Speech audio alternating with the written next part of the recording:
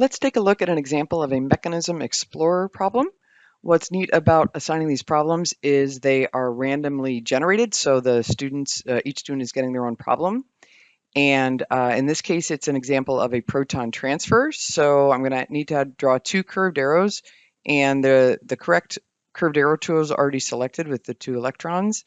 And in order to start my arrow from the hydride, I'm going to click on the hydride and it's going to blow it up. And now it's very easy for me to pick the lone pair. And so if I click and hold, the tail of my arrow is now locked on that lone pair, and as if I move to each new position, it shows me where I want the head of that arrow to end.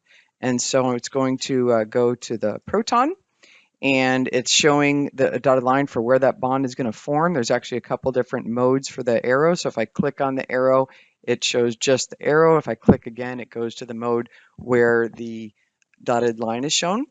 And if for some reason I wanted to reposition the arrow, I could do that by clicking and dragging. You can take it from being clockwise to counterclockwise. It's going to grade it the same way, but just in case you want to change that.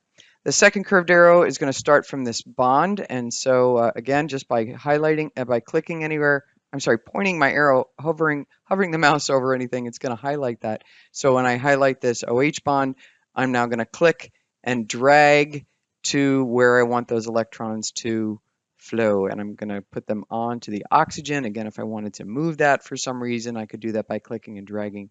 But then I'm ready to be graded. Now, the other really cool thing about Mechanism Explorer is that when I click on Apply Mechanism, it's actually going to grade based on the arrows I drew. It's going to show the result of those curved arrows. So this is a really unique tool, because if a student did the wrong arrows, they'll see, what that electron flow results in. That's pretty interesting.